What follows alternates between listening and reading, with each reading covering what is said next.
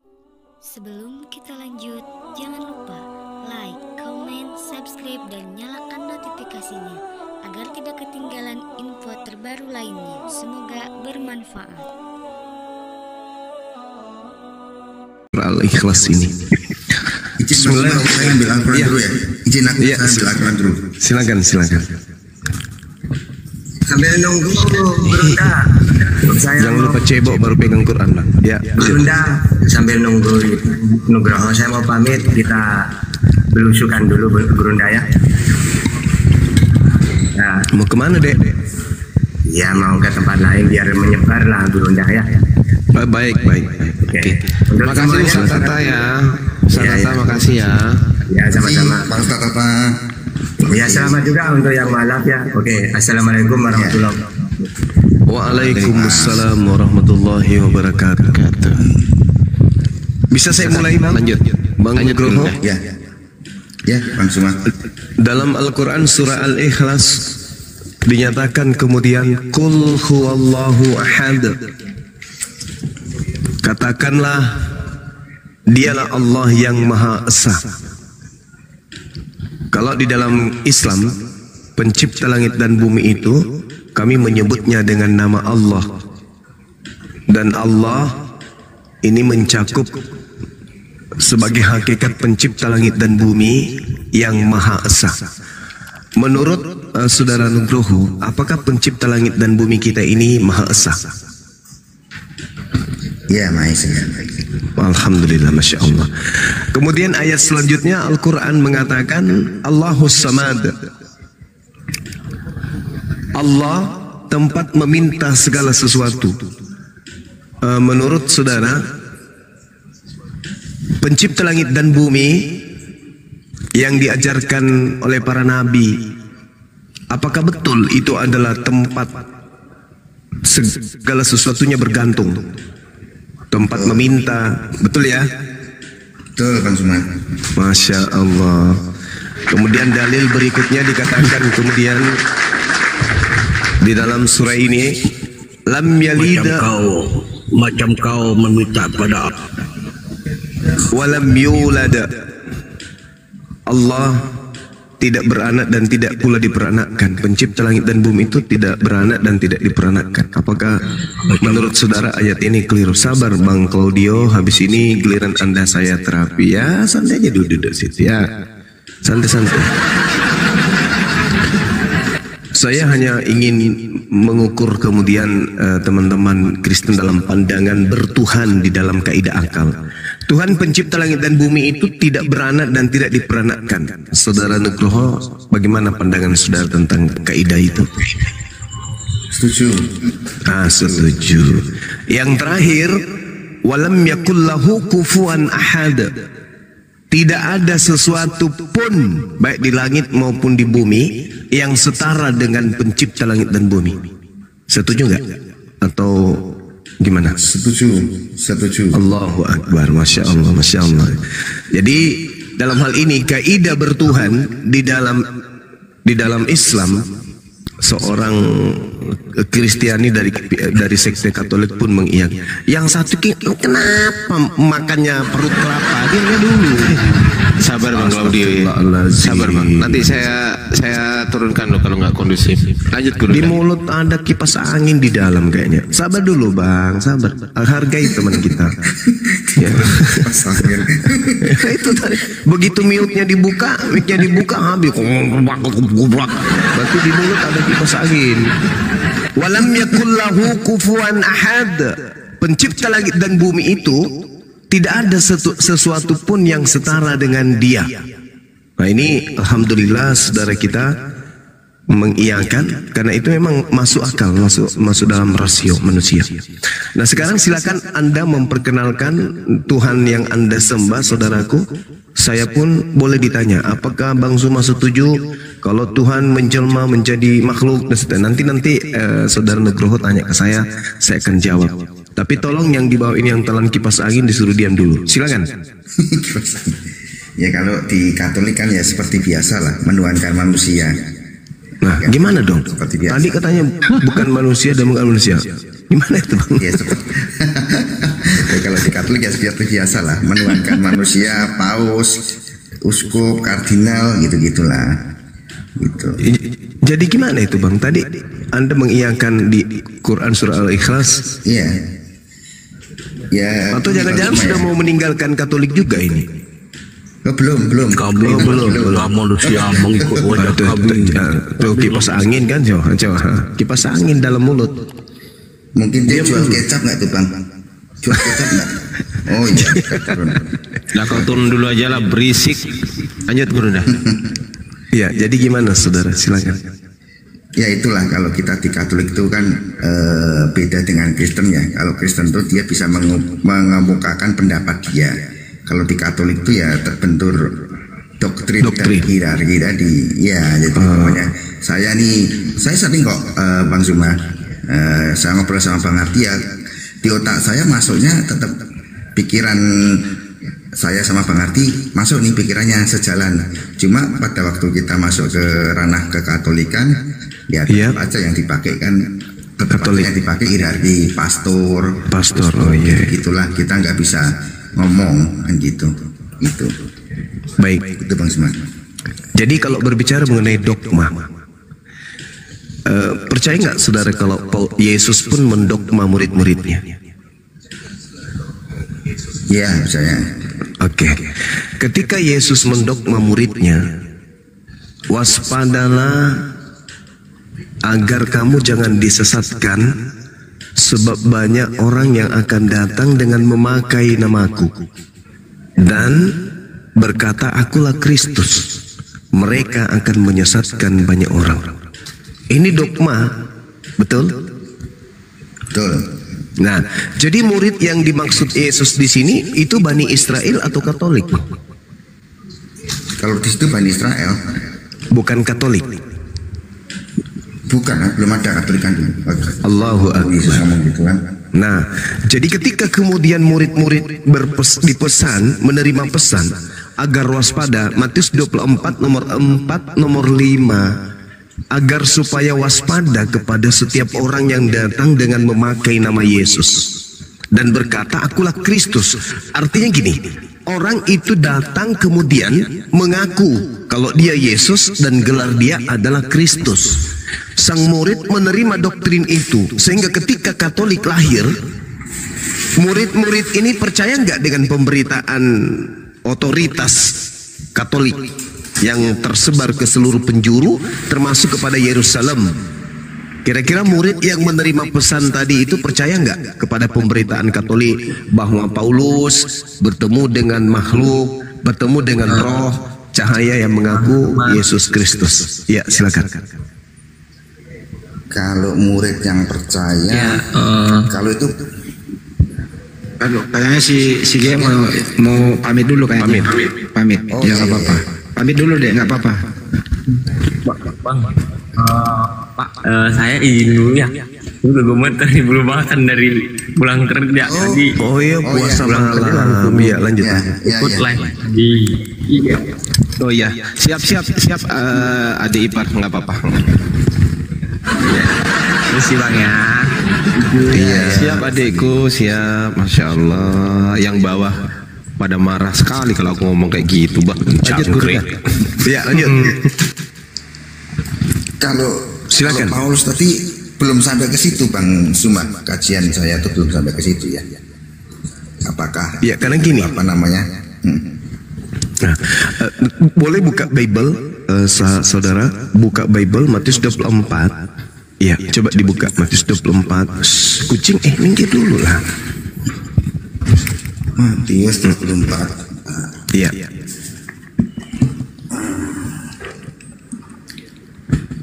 Di data nomor 3, ketika Yesus duduk di atas bukit Zaitun, datanglah murid-muridnya kepada Yesus untuk bercakap-cakap sendirian dengan dia. Jadi ini pembicaraan rahasia ini.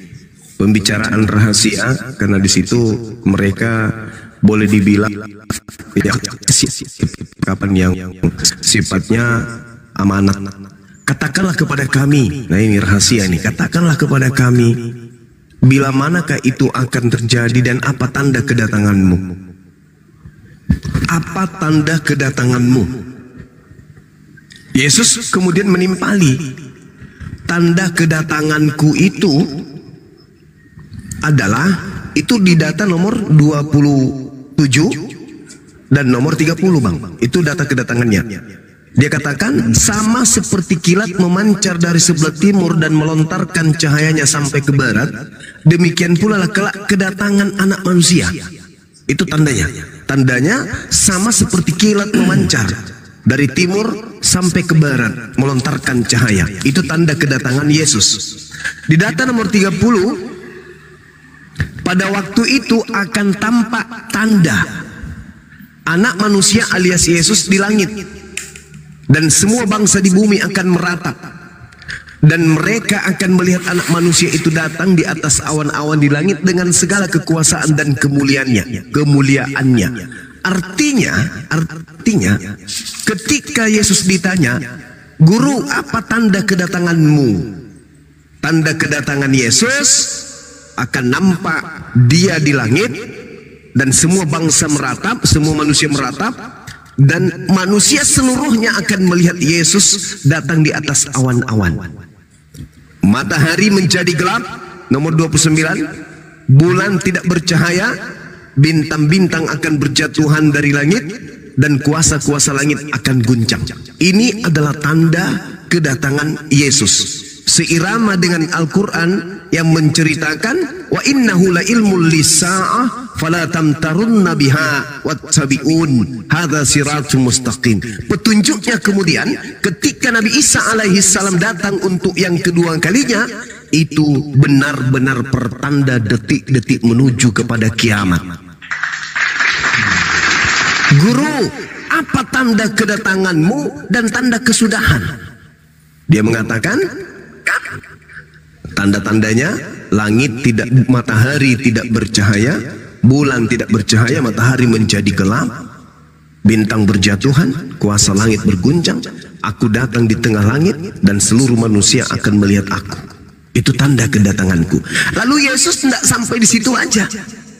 Kata Yesus, maka apabila jika ada orang berkata kepadamu, lihat Yesus ada di sini, atau Mesias ada di sana, jangan kamu percaya. Nomor 23-nya. Sebab Mesias palsu atau Yesus palsu dan nabi-nabi palsu atau rasul-rasul palsu akan muncul, akan ada, dan mereka akan mengadakan tanda-tanda dahsyat dan mujizat-mujizat sehingga sekiranya mungkin mereka menyesatkan orang-orang pilihan. Camkanlah, aku sudah mengatakannya terlebih dahulu kepadamu. Ini masih pembicaraan rahasia nih. Jadi apabila ada orang berkata kepadamu, lihat Yesus ada di padang gurun, jangan kamu pergi ke situ, atau lihat Yesus ada di dalam bilik, jangan kamu percaya.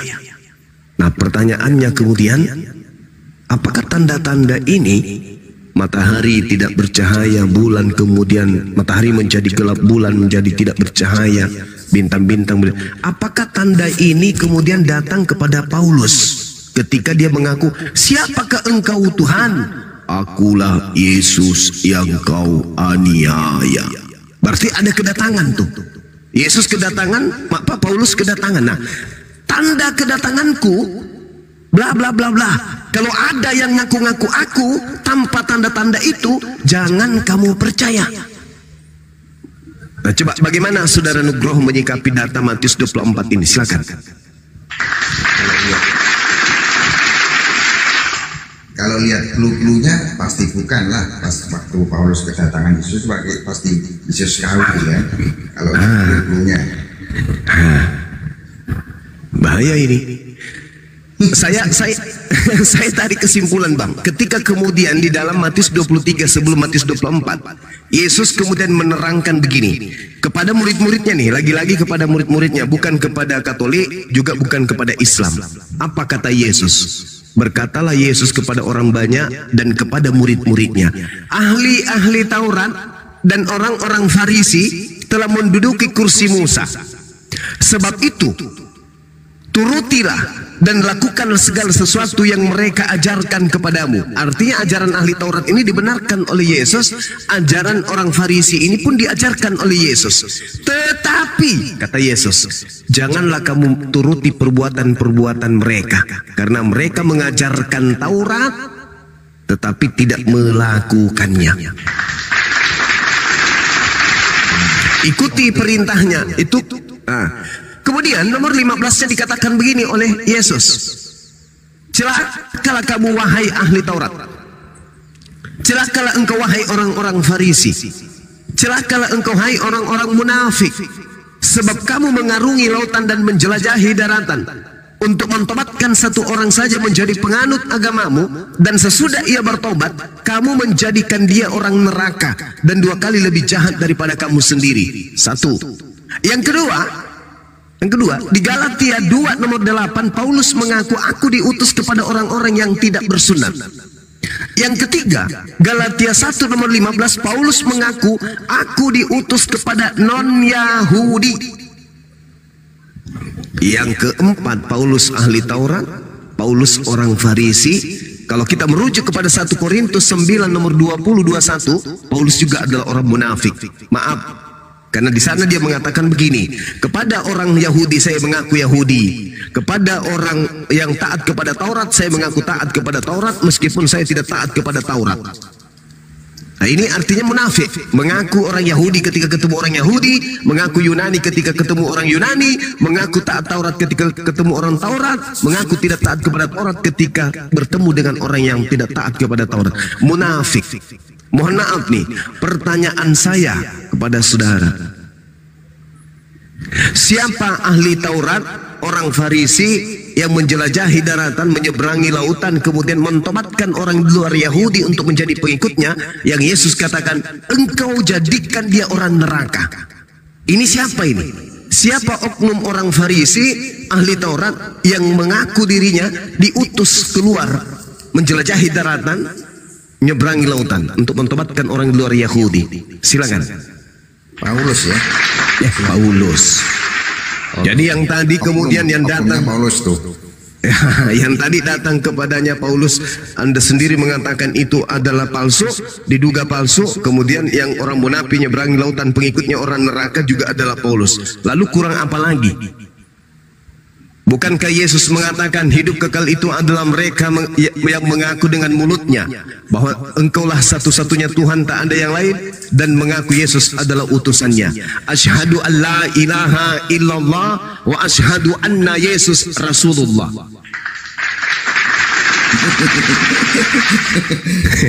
Ganti juga ya, ganti ya. Ganti juga. Jadi gimana? Hidup kekal itu adalah mereka mengenal engkau satu-satunya Tuhan yang benar dan mengenal Yesus Kristus yang engkau utus. Dalam bahasa Arabnya itu jelas itu. Asyhadu an la ilaha illallah wa asyhadu anna Yesus Rasulullah.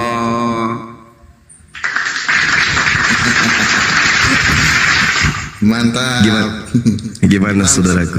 Pak Sumba, mantap Pak Sumba, iya. Mantap. Ya itu memang kalau kita baca itu kayak gitu ya pasti kita kok ya ini, selamat malam. Kipas angin. Ya selamat malam. Apa sih dosa dan salah Paulus ini? Enggak ada dosanya kalau menurut saudara. Ya, kenapa kau benci sama Paulus? Kita tidak kau benci, siapa Bang. Kalau dibandingkan dengan Paulus? Kita nggak benci, Bang. Paulus, cuman Yesus. Kau itu kalau dibandingkan dengan Paulus, kau itu siapa? Saya bos, jangan ribut dulu, bos, ini lagi ngobrol, bos, diam dulu lah. Ya, Paulus itu sampai dunia kiamat tidak bisa kepadam nama dia, kerasulan dia. Kau itu siapa? Iya. Jangan kebanding kau dengan Paulus. Paulus itu sejarah temadun manusia, sejarah manusia. Kau itu siapa? Paulus bertemu dengan siapa, Bang, di padang gurun? Kau siapa membandingkan Paulus? Saya sampai tanya, dunia Paulus kiamat ini, nama Paulus itu akan diingat manusia. Paulus Kau bertemu baru dengan lahir siapa, kemarin, Bang? kau. Bang, Kau Paulus itu baru lahir kemarin. Iya, kan penyesatnya berasal dari zaman Yesus, Bang. Karena penyesatnya harus datang kepada murid Yesus, Bani Israel. Berarti yang menggenapi kan dia kan? Diduga dia yang menggenapi kan ya? Karena dia mengaku bertemu, siapakah engkau Tuhan? Dari mana Paulus tahu yang datang itu Tuhan? Ayo. Dari mana? Kau Di itu dalam siapa Mazmur dibanding dengan Paulus? Mazmur Paulus di peradaban 58. manusia, sejarah manusia. Kau itu siapa? Kau itu semua berdongeng penyesat saja kau. Mazmur 58 Bang. Penyesat itu sudah dipilih dari sejak dalam rahim ibunya. Paulus di dalam Galatia 1:15 mengaku Kau aku itu mau dipilih dari sejak dibandingkan dalam dengan rahim Paulus. ibuku. Jadi jauhlah. Bang, jangan emosi napa, santai aja napa. Tidak bisa kepada nama Paulus itu. Kau itu siapa? Iya, maksud saya Paulus itu Kau itu rasulnya. siapa? Kau siapa? Saya bukan Paul, saya bukan Kau rasul. siapa? Bang. Alamak. Baru lahir tadi malam kau itu. Gini Bang, Itu Ya memang penyesatnya sudah hidup dari 2000 tahun lalu Bang. Paulus itu Menurut peradaban manusia, sejarah manusia, sejarah agama. Kau itu siapa? Paulus itu yang Kau itu melantik baru sosok sapam keluar Yesus pagi tadi. Kristus untuk menyaingi pencipta langit dan bumi. Dia membuat Yesus Kristus ini setara dengan pencipta langit dan bumi. Itu Bang. Dengan adanya Paulus, Oke. lahirlah Tuhan Saya di tanya- luar Yod-Heh-Vav-He, Saya tanya dengan Yahudi.